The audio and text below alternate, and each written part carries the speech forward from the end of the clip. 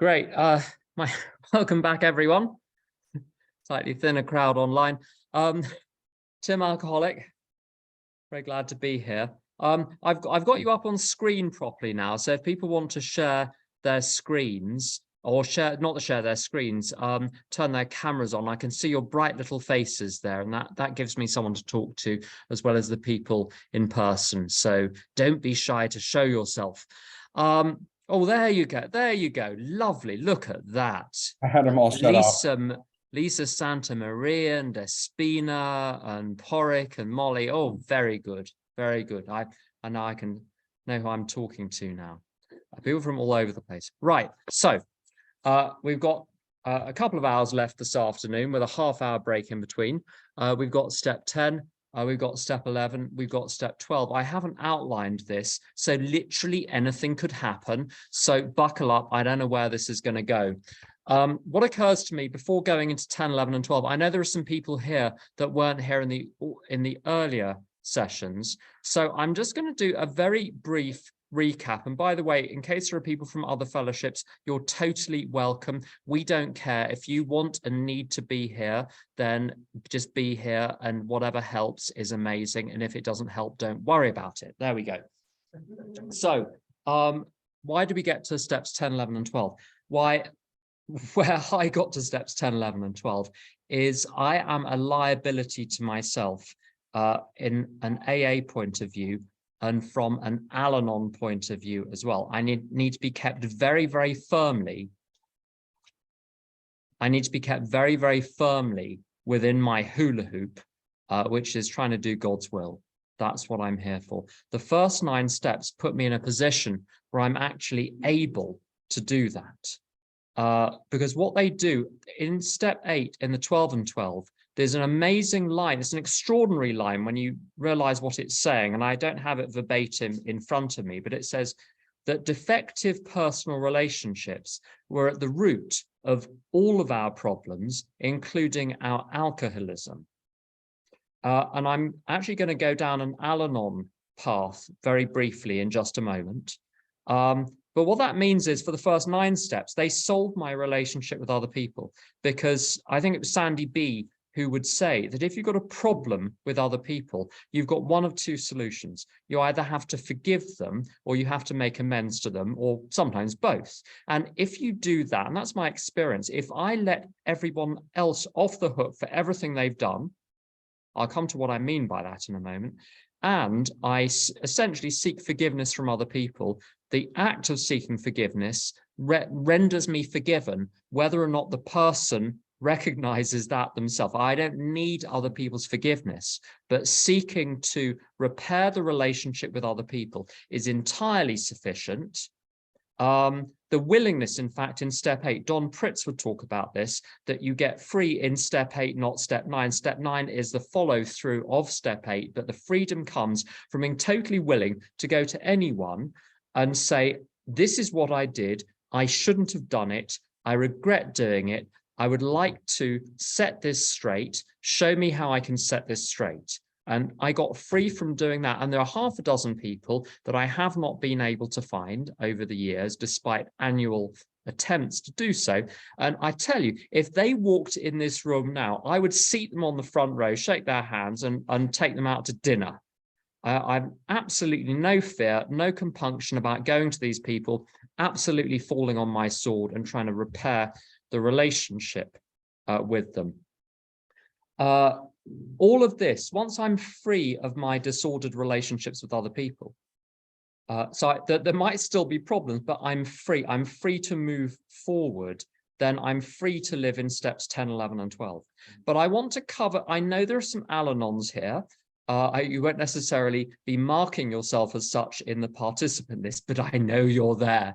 Like me, see, I'm an Al-Anon, monitoring the room, always monitoring. Is there any danger out there? But the defective relationships in Al-Anon, it doesn't hurt to cover a little bit of Al-Anon step 1.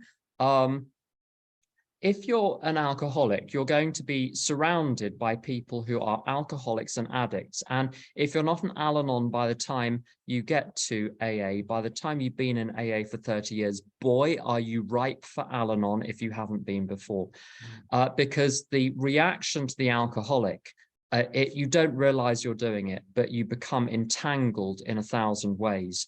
And here's a test. If you sponsor people, and you ever catch yourself thinking about your sponsee when your sponsee is not in the room or not talking to you, you might want to consider why you're thinking about them when they're not there. What is going on there? Occasionally there's a bit of strategic thinking, but any kind of preoccupation with how is the sponsee doing? Why haven't they done what they're supposed to do? Why don't they listen to what I say? All of that stuff. Then consider Al-Anon. And the defective relations. My Al-Anonism, and this isn't, all of this, what I'm going to say is in the Al-Anon literature, but the Al-Anon literature, this is a personal opinion. So this opinion is not endorsed by AA, the World Service Office, the General Service Office of Great Britain, or Al-Anon. This is my view, is that the Al-Anon literature is, there are so many books, there are so many pamphlets, they contain so much information that if you want to know about step 1 in Al-Anon, there's no single place to go to read about it. So in the way that if you want to read about the physical craving in the big book, you know exactly which chapter to go to. If you want to read about step 3 in the big book, you know exactly which chapter to go to, which pages to go to. It's very clear. Al-Anon, it's not clear. There are so many books written by committee. So the big book was chiefly written by, at least the text part of it was written just by one person, except for one chapter. Al-Anon was written by a huge number of people, which has advantages, but it has disadvantages. And the disadvantages, it's like if you have a feather pillow and you take all the feathers out and you hide them all over the world, the pillow is in the world, but you have to assemble the feathers into the pillow yourself. And my Al-Anon in step 1 has been like that over the years, gradually figuring out a coherent understanding of step 1. And my Al-Anon problem is a relationship problem, specifically relationships with alcoholics, addicts, and disordered people. And it comes in these forms. So you've got an alcoholic in front of you who is suffering and incompetent if they're in their cups, or if they haven't found recovery, and maybe for a while after they found recovery, suffering, disordered, all sorts of things wrong. The first thing I will do is try to look after them in recognition of the fact that if they're left to look after themselves, they may die. So I need to step in and look after them to stop them from dying. So I mother, and I will martyr myself. I will run I'm a lot better at this now, but I would run myself ragged for people I'm close to who are alcoholic, addict, or disordered. And this is, again, another opinion. It's embedded in the culture of AA to never say no to an AA request. I would adjust that very, very slightly to say never say no to an unreasonable AA request. And not every request that comes from an AA member is an AA request. It could be the request of someone who's very unwell. It's not their fault. They're very unwell. And so, will you come and talk to me at 3 o'clock in the morning across town? No, I won't do that. There are people who will, and maybe it's right that there are people who will do that, but I'm not one of those people. My phone goes off at a certain time, and I spend many, many hours a week sponsoring, doing service, doing blah, blah, blah. But there are limits. And if I am spending all my time rescuing, is that God's will? Just because someone asks me to do something, from an Al-Anon point of view, is it necessarily God's will? Maybe, maybe not. Because everything I do takes me away from something else. Maybe I have more requests on my time than I have time. So I do have to choose between the things which are asked of me. So it's not letting other people take responsibility for themselves, and then me taking responsibility. One of the mirrors of this is I have a tendency, and anyone that knows me for more than about 5 minutes will recognize this instantly. I have a tendency to waltz in and take charge of any situation I'm in and start issuing directions. And being, as a friend of mine says, being clear and being right doesn't always help. So even if the advice, if followed, would be for the good of all, it does not do anyone any good for me to actually, and often I'm wrong, but that's not the point. The point is I've not been appointed by the universe to be in charge of everything, but I will make myself in charge of everything.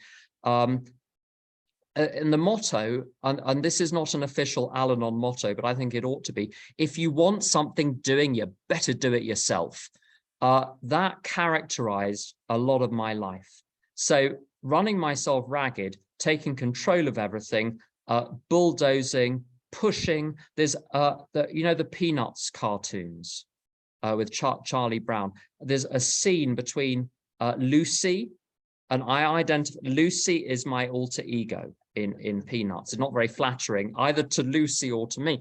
But there's a conversation with Lucy where Lucy says to someone, how many times does 4 go into 3? And the other character says 4 doesn't go into 3. And Lucy says, it does if you push. And that's my Al-Anonism out of control. I can make things happen, but the cost can be terrible. And people have reported to me that the cost is terrible of me, as I said earlier, monitoring, surveilling, minor corrections, little facial expressions to indicate that I don't approve of what is being said and done. All of these subtle, not actually subtle attempts to control other people. So there's on one side, there's the mothering, looking after people, looks benign, isn't, because it's stopping people from learning how to look after themselves. It's stopping people from hitting their rock bottoms. And then the whole control thing. And then I'm so busy. Once, many years ago, the poor chap, I was so tired, I fell asleep in the middle of his step 5. I don't think that's right. There's something now, and it wasn't because it was dull. Okay, it was probably really dull. I mean, it was a step 5. What are the chances? But nonetheless, that wasn't the point. The point was I was so exhausted. All the stuff I was doing in recovery and so on, that there was no equilibrium there. Things were out of whack. I was not looking after myself. I was at an AA meeting in Glasgow many years ago, and I can't report what the gentle lady of Glasgow said verbatim because we're in mixed company. It's before the 9 o'clock threshold. But she said, you're of no good to anyone else if you're in a devil of a state yourself. And she didn't say devil, it was a 4-letter word. You're of no good to anyone else if you're in a devil of a state yourself. So I've had to learn to take care of myself on purpose, because if I don't do it on purpose, it won't happen at all. And nothing gets in the way of my sleep and eating decent food and exercise, because if I don't do that, I'm of no use to anyone. And so there's craziness and me not taking responsibility for me taking responsibility for you, me not letting you take responsibility for you. And the flip side of that is that I will put up with extraordinarily disordered behavior. And it will be like I've got some kind of emotional leprosy, that I won't realize that this is really dysfunctional, this is really dangerous, this is really damaging, because I make excuses for the other person and won't let them be accountable for the consequences of their actions. I'm the mattress that I let them fall on. And I'm not a mattress, which is why it's a problem. And then you wake up, covered in bruises, metaphorically, and you wonder, there's a line in Proverbs chapter 23 about people, someone who wakes up with bruises a lot and doesn't know how they got there. I can be like that. I can spend a day with someone and feel emotionally bruised the next day and not realize it's connected with spending the day with someone, and I should be more careful about who I'm spending my time with. But I won't I just think I'm in a bad mood today. I don't know why. Covered in bruises. Blind spot. Alcoholics, I have an alcoholic blind spot. I have an Al-Anonic blind spot. I will burn myself on people who are on fire and have no idea where the welts are coming from. Repeatedly, again and again and again. And we haven't got to the crazy bit. Not even close. The crazy bit, I make other people responsible for me. Not just through blame throwing, by indicting other people for the way they affect me, and we talked a lot about that earlier. But also, who do I look to rescue me? Alcoholics, because they're a whole lot more fun than regular folks. Alcoholics are fun until they're not, but by then you're in too deep and you can't choose who you care about. And that's why Al-Anon exists, because we can't choose who we care about. What we can choose is how we respond to the people we care about. And so the first 9 steps in Al-Anon are, for me, about unhooking myself cell by cell by cell from the, as a friend of mine puts it, the orphans with the big eyes and the broken wings. And learning to save, as Mary Oliver puts it, to save the only life which I can save, which is my own. And I can only save my own life by recognizing I cannot save my own life.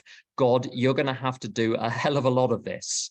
I do 1%, you do 99%, I say to God, but I have to do my 1%. So what this does in AA and Al-Anon, and for the record, my first Al-Anon meeting was in September 1995. My other half at the time was an alcoholic in recovery who went on holiday, and I spent, I think, 4 days thinking all day about whether or not he'd slipped. And so I went to Al-Anon and ignored everything they said. And then he didn't slip and he came back, and it was a little while before I went to another Al-Anon meeting. Oh, well, obviously I was overreacting. No. So anyway, completing the first 9 steps renders me in a position where I can finally breathe at last. I feel as I've been given at least 5 minutes to myself now. I've got 5 minutes. What am I going to do with it? Spend it wisely. 10, 11, 12. 10, 11, 12, there's a, oh, dear, I'm going to say something I shouldn't say, but I'm going to say it. Sometimes they say the steps are in an order for a reason. And the reason they're in an order is because in the West, we have a linear numbering system which requires them to be in an order. That is why they're in an order. It's not that the program is a holistic, in my view, is a holistic package deal, which has two elements. There's the element of clearing up the past, which is the first 9 steps. And there's the element of daily living, which is summed up in steps 10, 11, and 12. And then you've got the traditions to govern how we interact with other people. And then you've got the concepts to govern how we get stuff done without murdering each other or committing suicide in the process. So it's not a matter of you do this step and then it's done, and then you do the next step and then it's done. Now, the first 9 steps, there is a logic and a sanity to the order that they're in, and that's fine. But when you look at the first 6 steps, so originally there were 6 steps in AA, and imagine you're at your home group and someone comes back and says, I know that we used to have 12 steps, now we have 24. That's literally what happened, except it was with 6 and 12. When Bill went away to write the book, came back with 12 steps, not 6. And those 6 are in a different order than our 12. Very interesting. So this thing about we mustn't proceed on to the next step. So often there are things which happen simultaneously. Some amends start as soon as you're in AA. The 12 and 12 is very good on this. There are certain things that you can start to make right straight away. You at home, you can start doing the dishes. You can start picking up your own socks. This is starting to make amends to other people. You can start showing up for things when you said you were going to show up for things, and that takes the edge off the difficult relationships with other people.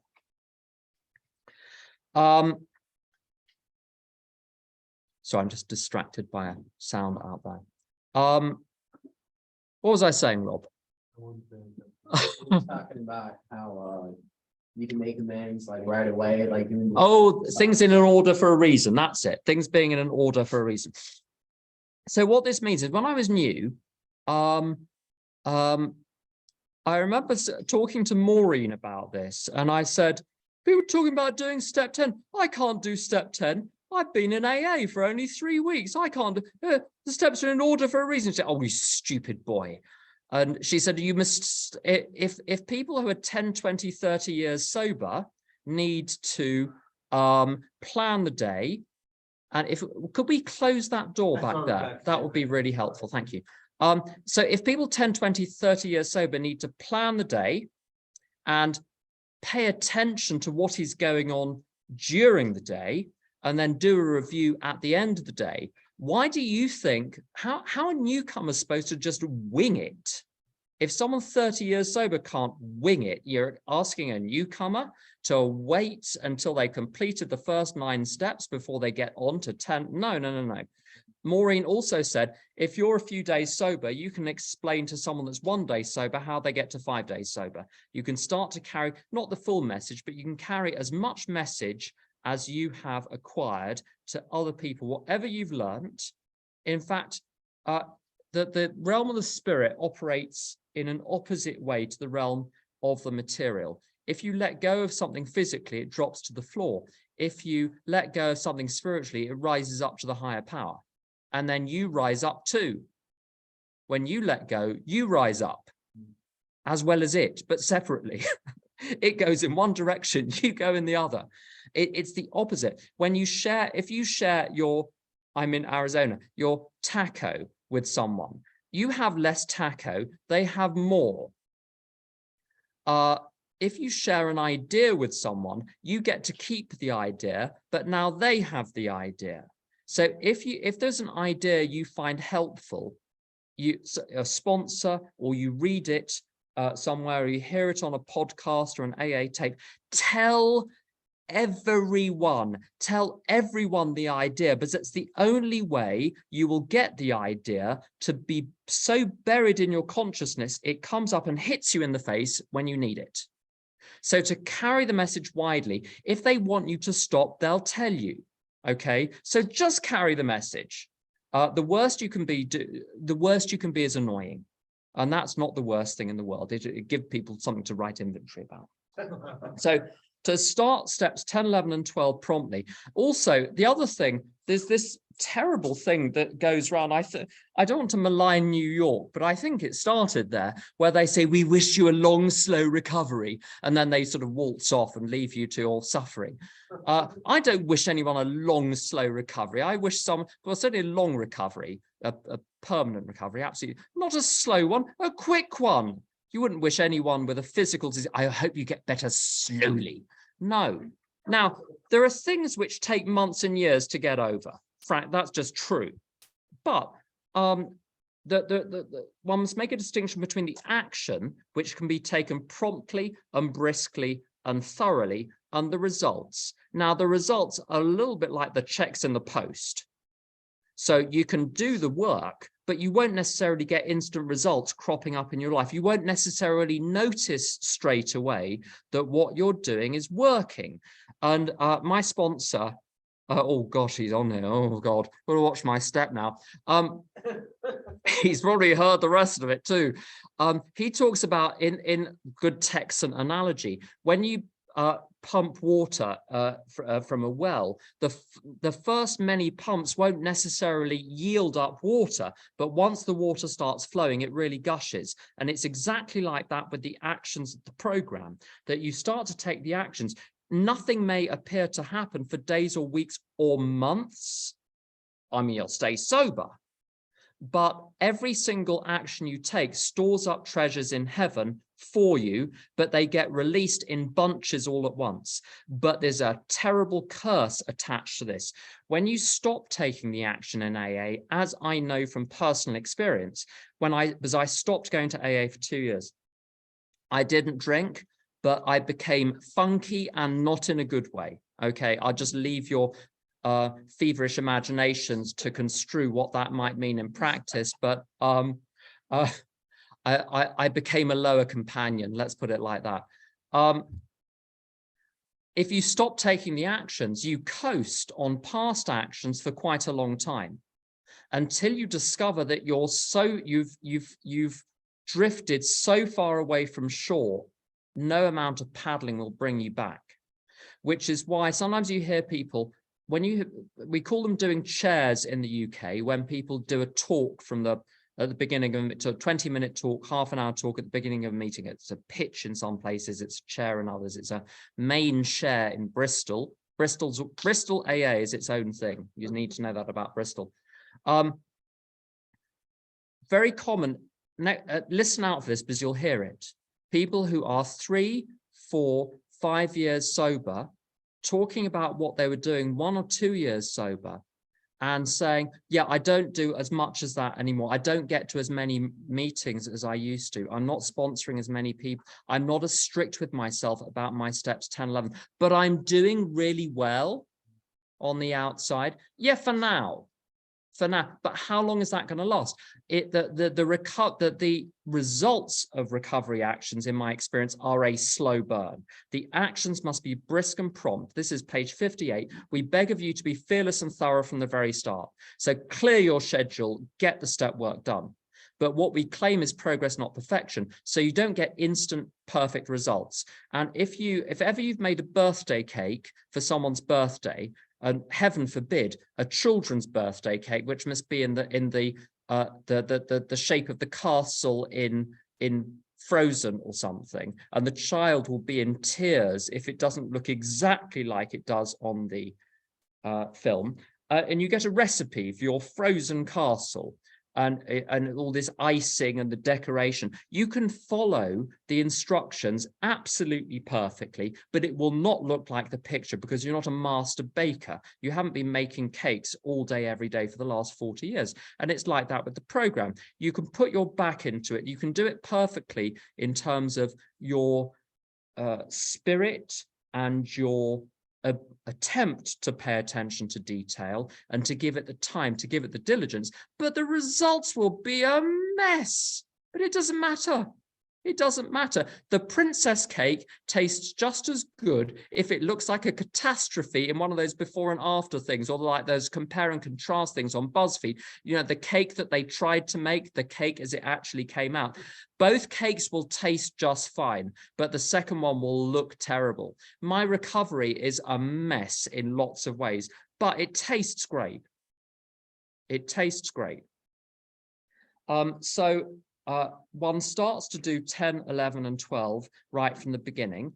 Someone says to me, hurry up and make your first 10,000 mistakes, because then you might start getting good at it. I've lived abroad on many occasions. I've lived in various different countries, in France and Finland and Russia and Germany. And I tell you, learning to speak a foreign language by being thoroughly immersed, you have to make a fool of yourself constantly for months before you can have even a basic conversation, and it's 2 years before you can make anyone laugh in a foreign language. And it's like that with AA. It takes a very long time of getting egg on your face, sharing badly for a good 10 to 15 years before you say anything which resembles what you intended to say. But you have to get it wrong again and again and again. You have to plan the day badly to discover how to plan the day. Most alcoholics want to start doing steps 10 and 11 perfectly and get very frustrated that it looks like a mess. It doesn't matter. This is, you just have to do it program, regardless of how well you think you're doing. Just do it. So 10, 11, and 12, I think they're a package deal. And the package deal is this. Step 12 is the content of my life. Step 11, and I'll flesh that out. That's not it on step 12, by the way. There's going to be more than that one-liner. Step 12 is the content of your life. Step 11 provides the structure for your life. And step 10 is the regulatory mechanism which keeps the whole thing functioning properly. So step 12, I'm going to start with step 12 as it's the content. My day, there's a line on page 77 of the big book, which I think is underrated. I don't know what's in me. It must have been something I had for lunch. I've got the devil in me this afternoon. I heard someone say, it was taco salad, so blame the taco salad. It can't possibly be my personality that's the problem here. I heard someone say it was at an, I won't even say which fellowship, because it might give it away which meeting it was if I say, but so we were talking about step 9, and someone says, yeah, the step 9, it's not for them, it's for me, so that I feel better. What it says in the big book, which is where they hid the program, I'm going to tell you in Al-Anon, they say we work the 12 steps of Alcoholics Anonymous. Then what do? They delist the big book as a piece of conference-approved literature. And if you mention it, they'll delist your meeting. They'll literally delist your meeting if you start talking about the big book. Anyway, back to the topic. Step 9. What it says in the book is we fit ourselves to be a maximum service to others. And to do that, I've got to have good relations with others. The step 9 is about rebuilding the relationships. It's not about me feeling better. The feeling is the side effect of doing the right thing, of reestablishing relations so that people trust me. I'll give you an example of this. I've got a big mouth, and I was in a group conscience situation about 16, 17 years ago, where I disagreed profoundly with what the group did. What happened? Treasurer runs away with the kitty with like £900. He hasn't been paying the rent for 9 months. And so the venue is incandescent with rage. The group is in hock to the venue for £900, and they need to also pay the rent going forward. And anyway, the poor chap has gone and relapsed. And the group decides, let's go to the police. Let's go and report this bloke to the police. Then we'll get the money back. That was the thinking.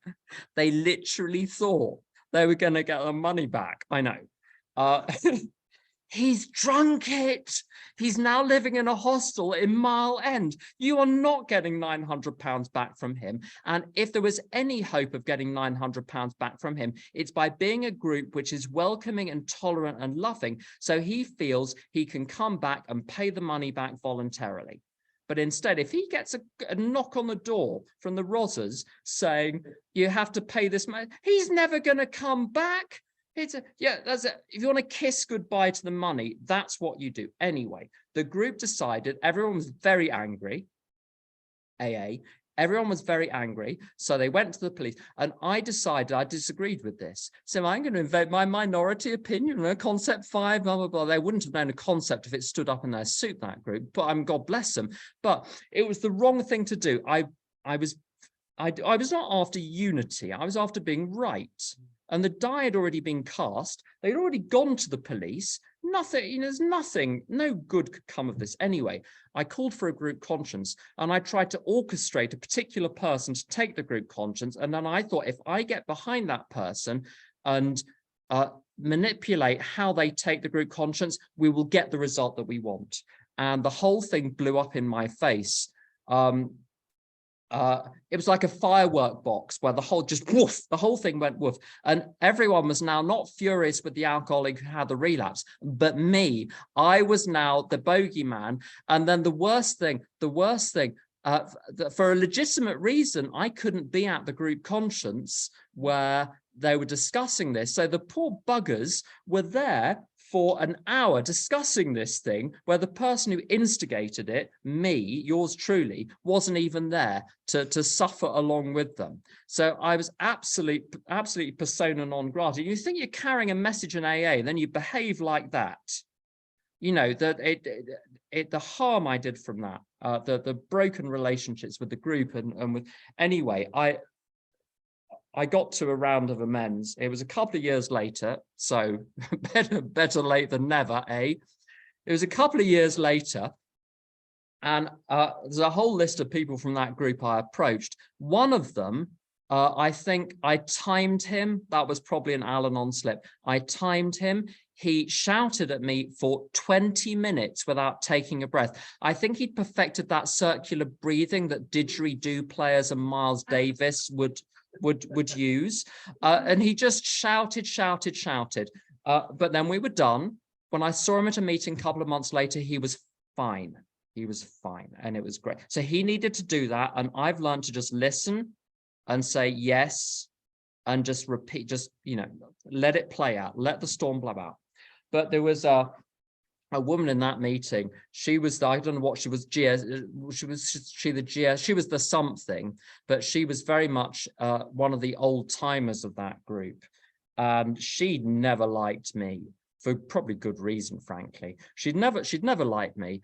Anyway, I tried so many ways. I messaged her on Facebook, or I added her on Facebook. I tried to pass messages through other people. I wrote her a letter. I went to groups where she went to. She wouldn't reply, completely ignored me. And I was asked to do a chair in Gospel Oak, and I turn up and she's there. And I haven't managed to deliver the amend. I've sent it in various ways. I think it's been read, but I hadn't managed to pin her down, grab her by the lapels and say, I've been a complete first-class jerk. I really want to make amends to you. You were handling this perfectly. I messed it up. This was a nightmare of my own making. What can I do to make it right? And she was there. I thought, oh God, I can't. And I was supposed to do a chair on honesty or something like that, one of those terrible topics that just makes everyone silent. And so before the meeting started, she had a newcomer in tow that was weeping or bleeding, or a combination of the two. And I launched myself like an Exocet missile across the room, and I grabbed her and I said, so-and-so, I really need to apologize. And she was gruff, but as gracious as could be expected in the circumstances. And it was fine. And I'd done my duty, ticked the box on the list. I've done it. And I did the 10-minute chair, just a sort of bog standard, blah, blah, blah, blah, boom, done. And anyway, the newcomer comes up to me after the meeting and says, would you sponsor me? I've been trying to get sober for 20 years, and something you said really mirrored my experience. And would you? And I helped the person, and through their own very good work on the program, they got sober, and I happened to be the guide for this particular bit of her journey. But she told me a while later, and she's permanently sober now. She'd been trying for 20 years. So that experience, there was a turning point in her life at that time.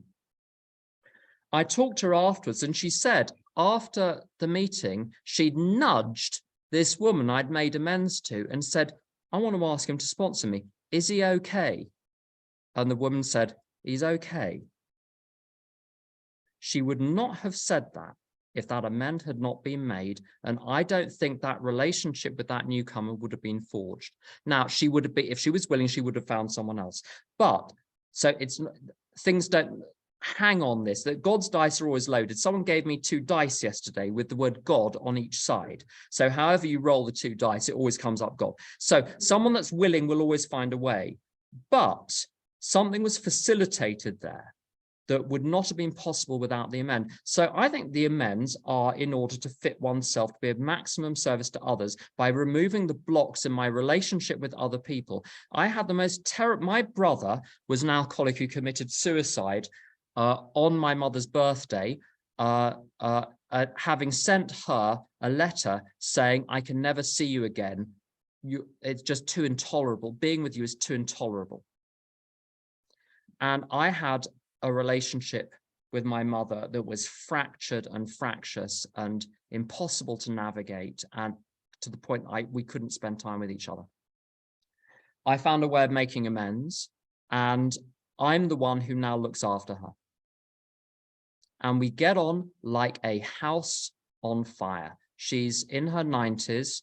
She has some form of cognitive degeneration. It's quite severe. She's almost blind. She's almost deaf. She can barely walk, but we wheel her around and feed her chips, and she's happy as anything. So the amends are not about me. I am that which God's will is done through. Other people are that which God's will is done through. I'm not the hero of this, of anything. I'm just, yes, the notion of the hollow straw. And what step 9 does is it removes the blockages which enable real work to be done. That's my experience of it. So step 12, having had a spiritual awakening, someone said to me once, so spiritual awakening, more like a rude awakening.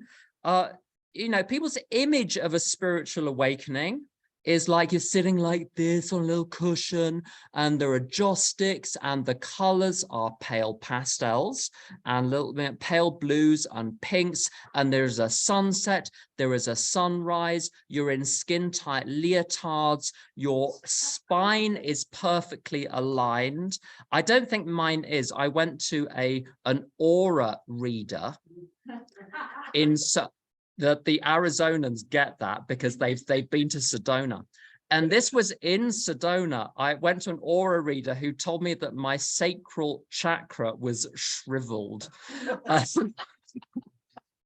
Which is, it explains a lot of my sex inventory, I think.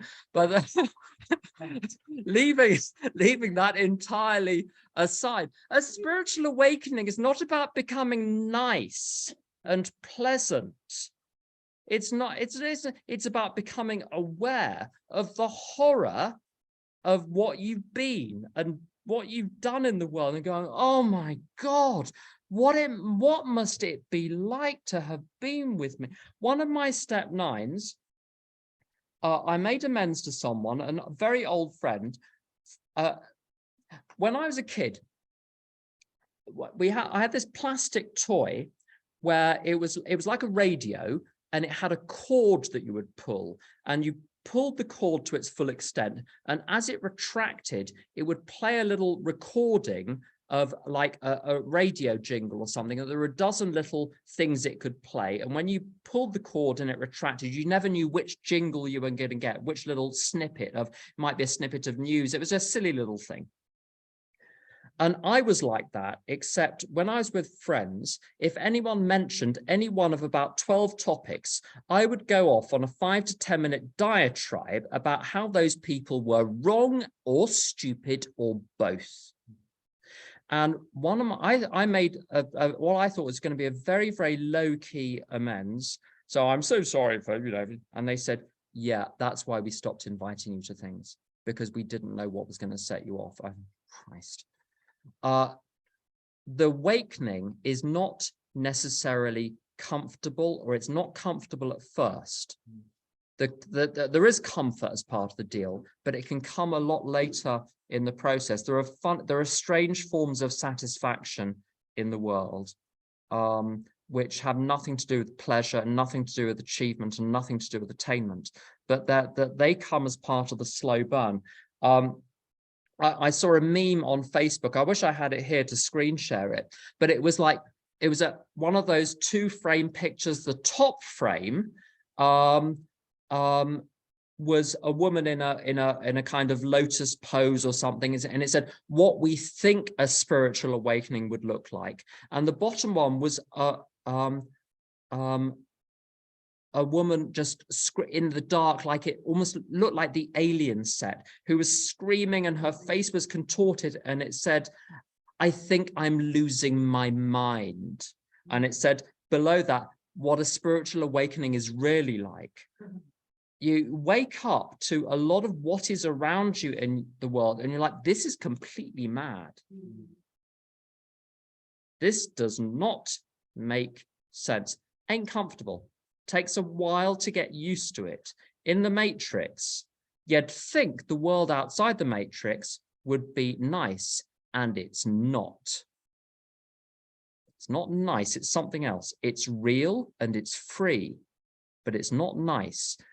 In the C.S. Lewis Narnia books, of which there are 7, I think they're recommended reading. I know they're not on the GSO list of conference approved literature yet, but I think they ought to be. But there's a notion on there that Aslan, who is the figure of essentially God, but Jesus really, and I'm not saying this from a sort of a Christian point of view, but just by way of example, they say Aslan is a lion, and they say, is he tame?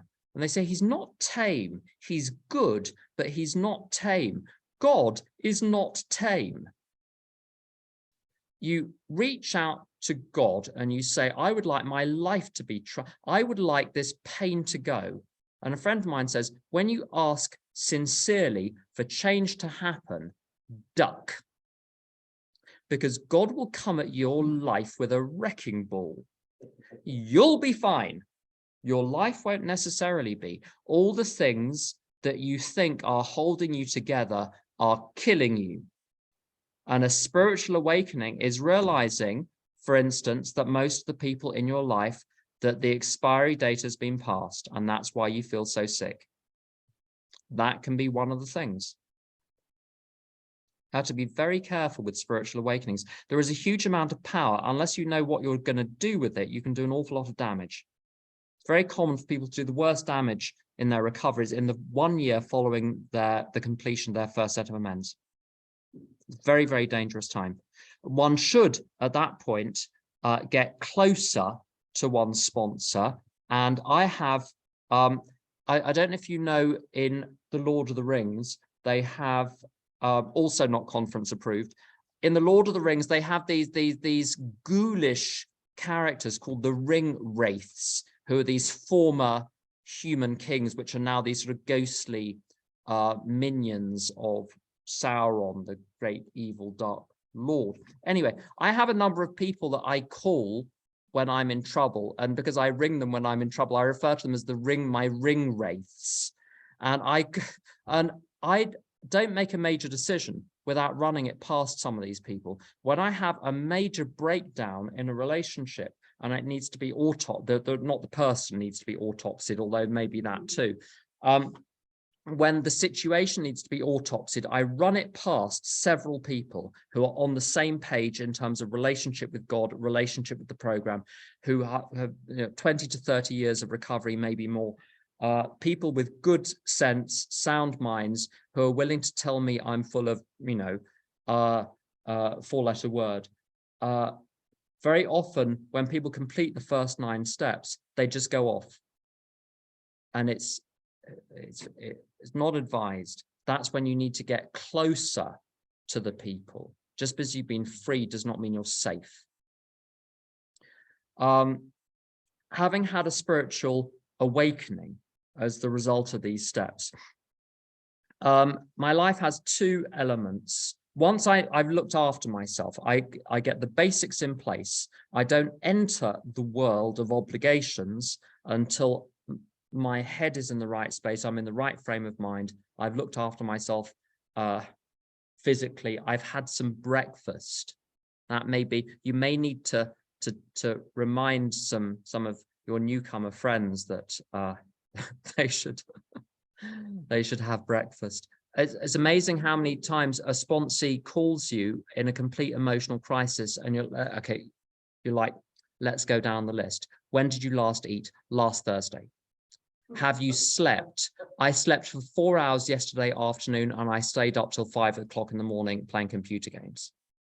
And you're like, well, if you took a healthy person and you messed with their diet and you messed with their sleep, you would produce a crazy person in 24 hours.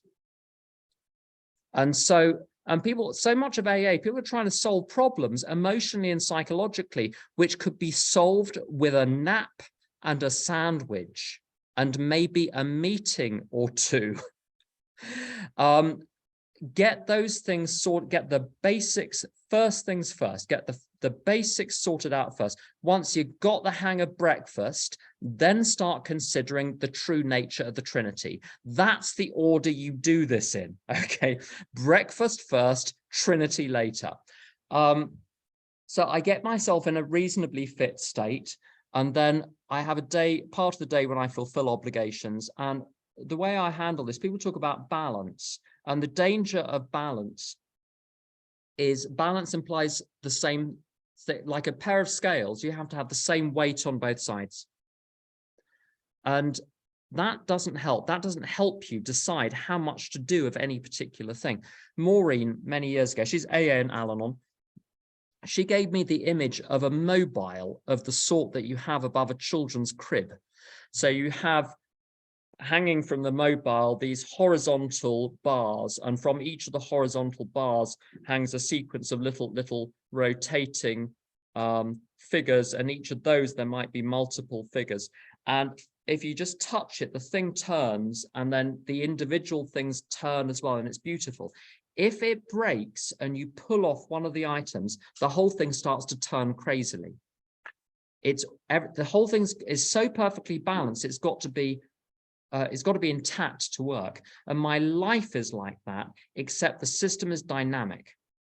And by that, I mean, what works in January may not work in September.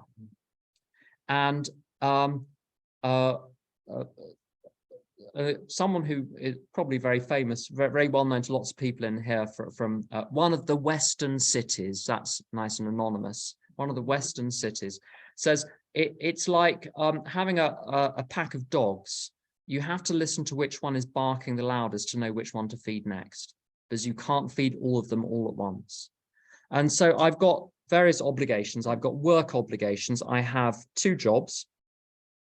I have household obligations. I have marital obligations. An obligation sounds terrible. It means things which are the right thing for me to do. These are joyous, wonderful things, but they are still things which must be done. There's my mother. I've got other relatives. There's all the stuff, all the sort of looking after oneself stuff. And relying on God with achieving an equilibrium with these is about constantly checking in with God, saying, what needs my attention today? What needs my attention this week? What needs my attention this month? Making a list of things to do and then crossing half of them off. And just leaving myself with the next few things to do, the next 5 things to do, the next 1 thing to do. And allowing oneself to be led by intuition with that. So there's an obligations part of the day. And then there is I let myself off the hook at a certain time every day. And after then, I'm not obliged to take any phone calls. I'm not obliged to do anything. I need to let Tom W. talks about, I think this is very good, a story about anthropologists. I know there's some Australians here, anthropologists who are in the outback, who were watching, observing from a respectful distance and with full permission, a nomadic tribe as they were trekking across the outback. And periodically, without anyone seeming to signal, the entire tribe would stop. And they might be stopped for a few minutes, or they might be stopped for hours. And as Tom tells it, one of the anthropologists plucked up the courage to ask them one day, what are you doing with this stopping? And the chief of the tribe apparently looked at him like he was looking at a small child asking an idiot question and said, we're waiting for our souls to catch up. Now, a little word of warning about that, because there's a trap here. When I stop, and that can be a daily stop, it can be a weekly stop. So Saturday, you don't want to ask me to do anything on Saturday. It won't get done. Even if I agree to it, I'm going to forget. even if you remind me half an hour before, it's not going to get done. I just in case anyone ever asks me, don't ask me to do anything on a Saturday. Is today Saturday? What's today? Okay, today's the exception. There we go. Because someone picked me up from the hotel, I didn't have any choice. But sometimes when I go on holiday, it's the same thing. I need to stop for a few days, and people might want to go off on, visiting museums. No, I'm going to do nothing. I'm going to let my soul catch up. And I don't know if you've ever been in a car when you've braked hard and everything on the back seat flies forward and hits you in the head. And when I stop, the amount of stuff which I've thrown in the back seat and haven't dealt with will hit me in the head. And part of me knows this, which is why I won't let myself stop, because I'm frightened of what's going to hit me. So next time you stop, brace yourself. And one of the tricks I've learned is to let whatever wants to come up inside me come up and be felt, regardless of how uncomfortable it is. Because all it is a feeling. It's literally not going to kill me. Alcoholics, in my experience, I include myself in this, are very averse to feeling anything. There are exceptions. Sometimes people don't want to make amends to someone because they're frightened it will bring up feeling in the other person. It's only us to whom that's a problem. Healthy people recognize that a full range of human emotions is part of life and it's fine. So I've had to be, in order to remain sane, I need to not let the back seat of my car build up with a whole load of crap, because the longer you leave it, the worse it will get. And you won't be able to find anything back there after a while. So I do a lot of really regular stopping, and and this is a trick, it's a useful skill to learn, to have a signal to say to friends or your other half or the people in your household that you're not available for verbal interaction for an hour or two, and to have them to get that pre-approved so you can just have some space. And if they need to write you a note, you give them a block of post-it notes and a pen. There are times I cannot take any more interaction. I just need to stop until I'm okay. And I don't know how long that's gonna take. What I'm going to suggest is that we do, someone's asked about questions, maybe 5 minutes to see if there are any questions. If you pop your little virtual Simpsons hand up if you have a question, then we'll take a couple of questions if there are any.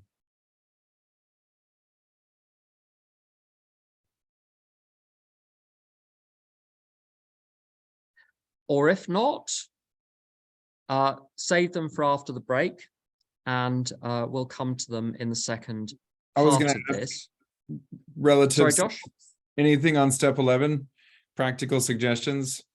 I know it was 10 and 11. I just wanted to throw that one in there. Well, you see, I didn't cover to you see, I've gone off script. I've gone rogue, Josh. I've already gone too far. I can't turn back now. Yeah. So I was aiming to cover some 10, 11 in the next session, which is going to be 4:30 Mountain Time. But someone had a little hand, and then the little hand, was it Lynn in the Bay Area? Bay Area, everyone. Lynn, have you got your Dodgers, there we go. Lynn, do you have your question?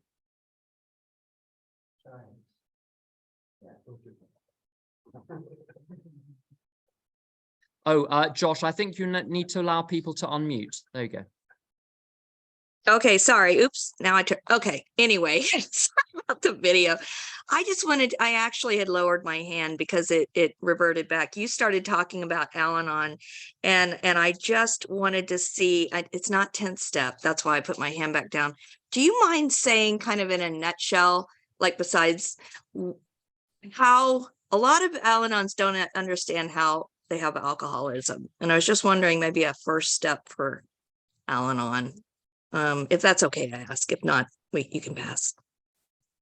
Yes, well, briefly, I wouldn't say they have alcoholism. Me and my Or friends the in disease, Al-Anon. family, right, Yeah, family okay. disease, sorry. Understood. So what we say is we have Al-Anonism.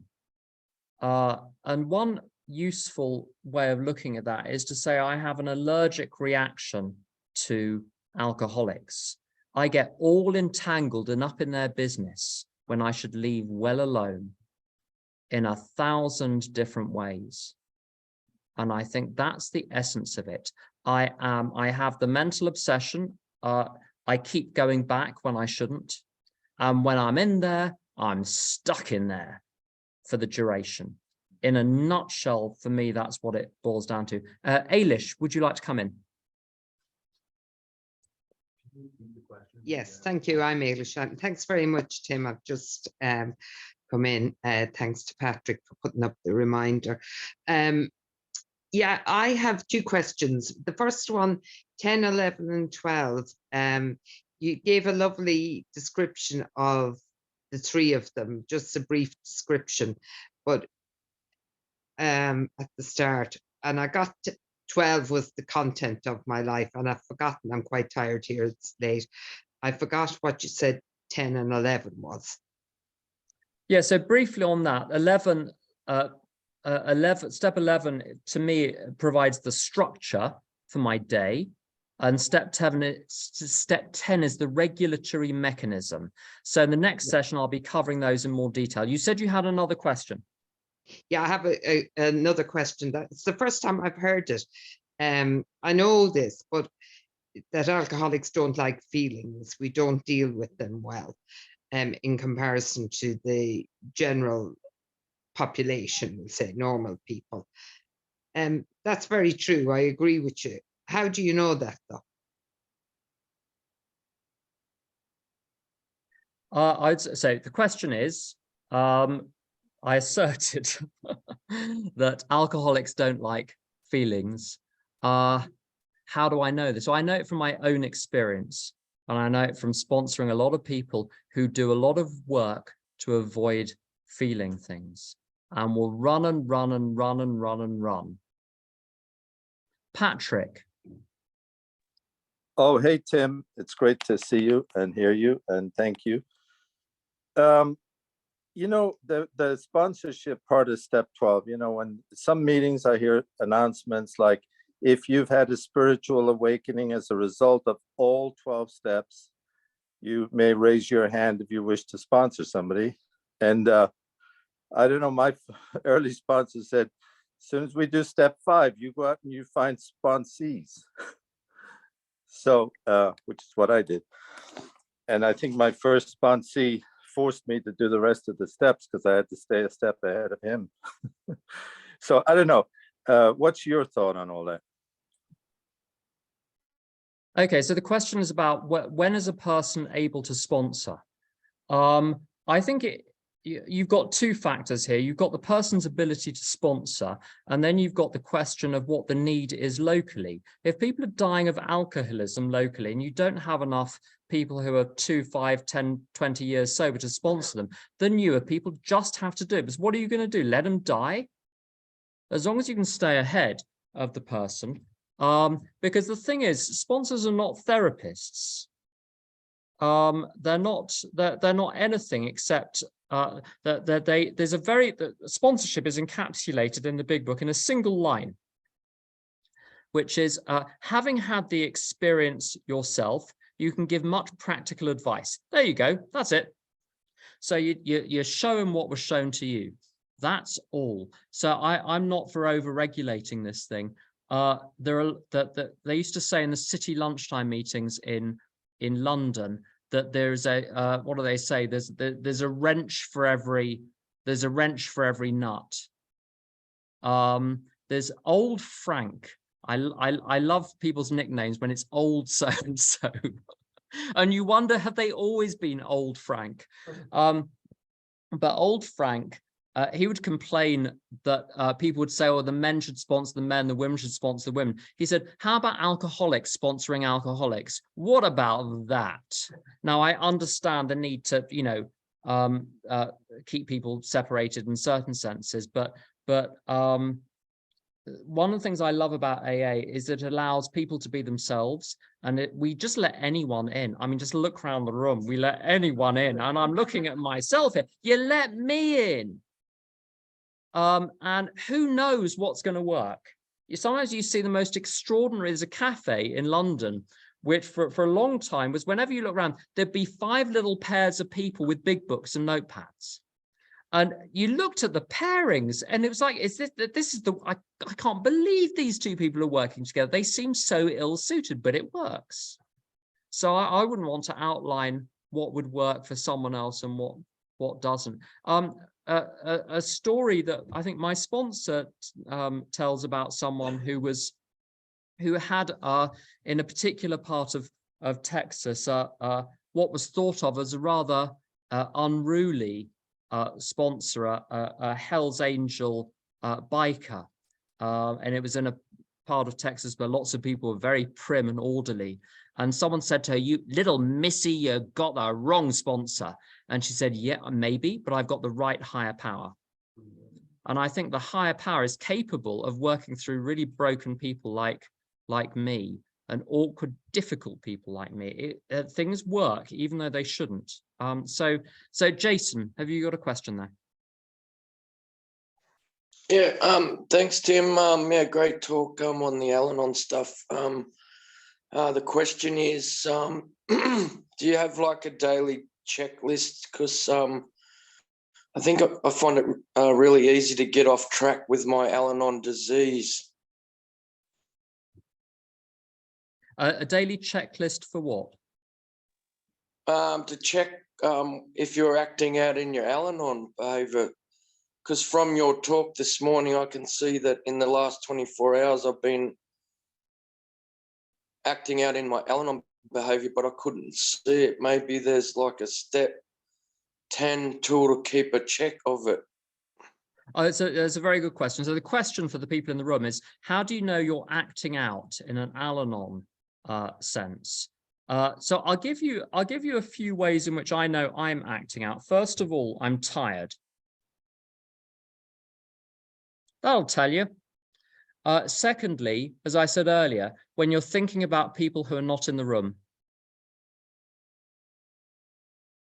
If I get to the end of the day and I find myself replaying episodes, conversations, or pre-playing how I'm going to handle them next time, because obviously God is not powerful enough to tell me what to do the next time the situation arises.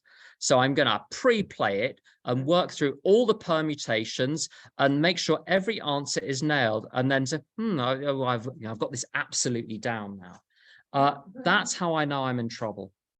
And that's when I need to step away from the vehicle. And last question, then we'll have a break. Harry.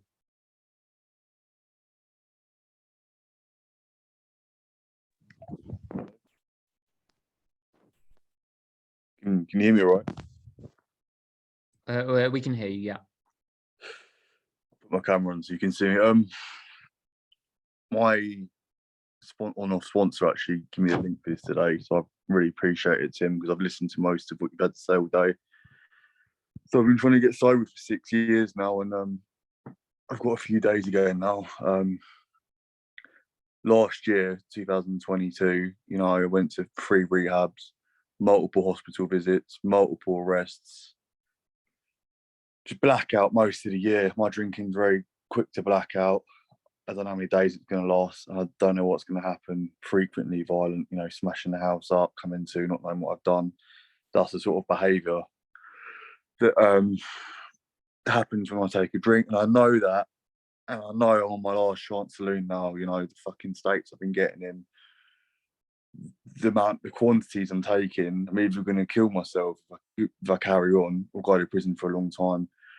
But I've been trying for 6 years, and like last year I was very suicidal at points, but I just don't see how everyone else seems to get it, and I've tried. You know, like you said, sometimes it's 20 years sober. They're trying for 20 years.